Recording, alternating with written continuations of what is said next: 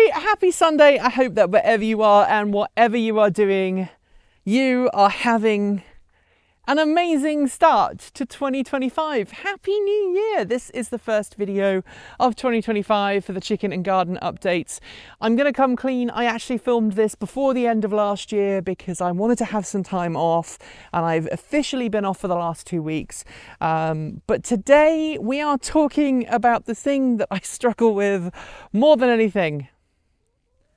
Planning what's going to happen with all of these. So last year, we had a pretty successful season in the garden, not necessarily for the corn, which is still here, or the beans, but we had a great year for pumpkins and squash.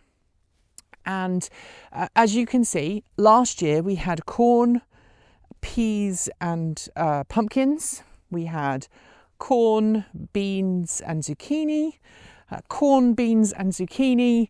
We had our garlic over there. We had some fava beans over here and some other vegetables. Then we had more corn, bean and zucchini. This particular plot did really badly this year. Despite that, this one did really well, but this one for some reason did not. Over here we have our strawberries and our raspberries. That's not going to change this year. And then we had our carrots and our onions here, and then obviously more strawberries. We then had our zucchini up here, and I've talked for next year of putting a border at the front of the greenhouse in the direction that faces the sun. But right now I'm starting to think about where I'm going to put things, because as I detailed in last week's video, the weather's been really bad, and so I haven't put my garlic in yet. I'm hoping to put it in before I go back to work, so hopefully by the time you watch this I will have put the garlic in. But I need to figure out where crops go this season. So it's bad, it's considered bad practice to put the same plants in the same place year after year after year, unless it's something like strawberries or raspberries that live there, or the herbs that come back year after year.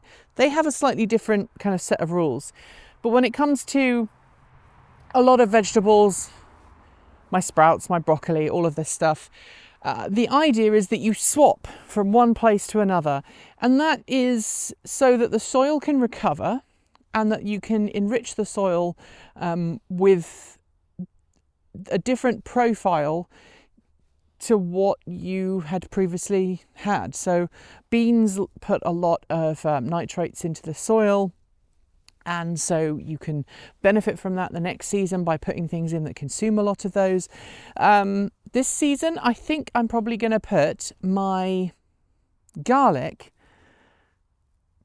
in this one. I have been dilly-illing and dallying all winter, but I think by the time you have watched this, hopefully I will have ripped out these stakes and I will have put in garlic for this coming season.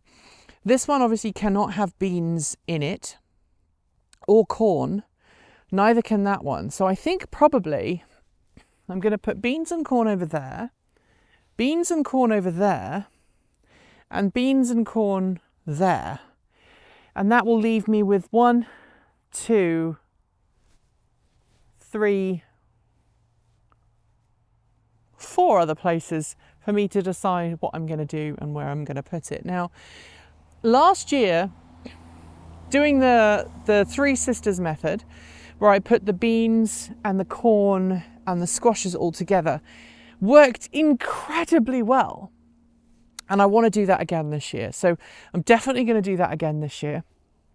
I think this year I'm going to try, as I said, and build up this section here and maybe raise it up, get some soil, fill it in and put in pumpkins along here. I think I'm going to do pumpkins, possibly zucchini, but probably pumpkins this side.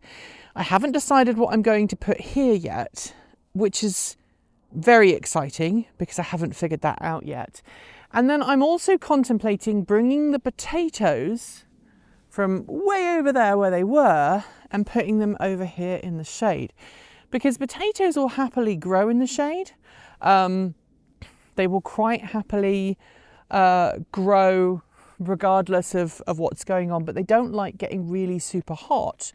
And so by moving them over to this side of the garden where we tend to get more shade at the end of the day, I think I'm going to reduce the likelihood that they'll just burn themselves to a crisp, which is a challenge we had this past year. Meanwhile, in the greenhouse, this coming year, tomatoes are going to be on this side, cucumbers are going to be on this side.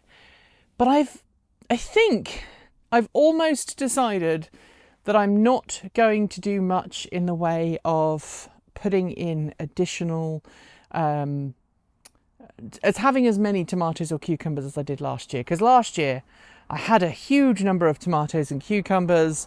It was a little bit bonkers. And I think this year I'm just going to have fewer plants, space them out a little bit more, and hopefully that will help.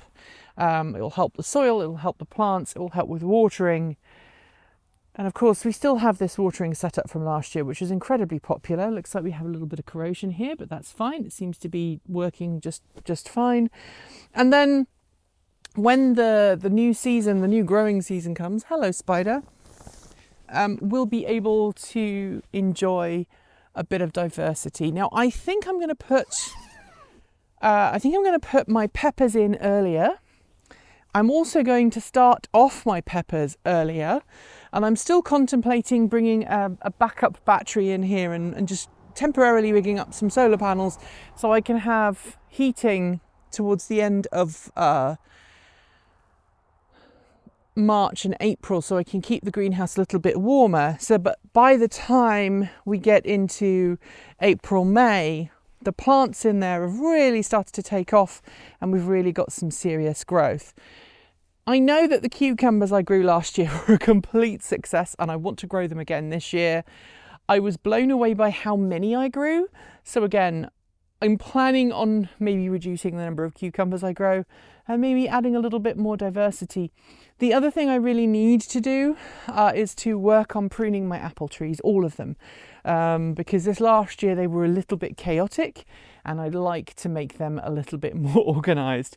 But anyway, tell me what you are switching around in your garden this year and where you're going to be putting things, what you are moving and why you are moving it.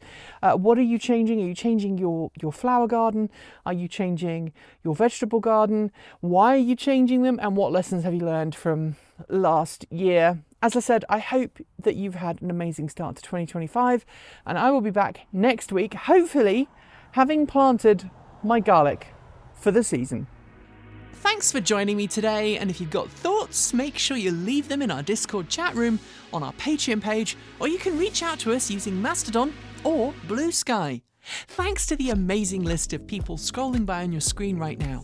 They are some of more than 1,500 people who help fund this channel using Patreon and YouTube, helping us cover our bills, pay our team, and making sure that we can remain 100% independent. If you'd like to join them and see your name listed here, just follow the links below. There are a range of different tiers you can sign up for, from as little as $1 a month, or if you pay yearly, just under $11 a year. We've had so many headaches with our credit list in the last few months. I'm sorry, it's been down to a non-functioning program we were using to pull the list out, but today's list has been manually generated, so please do let us know if you're not on there and should be. We are, after all, only human-ish. A huge welcome to our newest supporters: Steve Abernathy, Mike Nichols, Zach Kane, Philip Atkins, Kat, Rob Thomas, Ryan S., Laura, Jay Alor, Celia Gonzalez, France G. France, Nicole Huang, oh yeah, Pedro Huget, Duran Valentine, Winfred Gerlach, John Trindle, Sarah Hendrika Biketon, Edward Kufka, Stephen Beatty, Jonathan Rees, MJY, Owen Patrick, and Gail Jackson. To join the list and get your shout out, become a paid Patreon member for your moment of fame. And remember, you can also now gift membership to someone else. If you'd like to support us with a one-off donation, you'll find links below to make Ko-fi and Bitcoin donations. And we even have an old-fashioned PO box you can reach us at. The address is listed below. And if you're in need of some swag, you'll find our swag store also in the down below. We've got some fantastic content coming up, so make sure you're subscribed on PeerTube or YouTube, and we'll see you very soon. We make new videos every Monday, Wednesday, Friday, Saturday, and Sunday. If you want more, the mighty algorithm thinks you'll like this video, but we also think that you should look at this one. See you soon, and as always, keep evolving!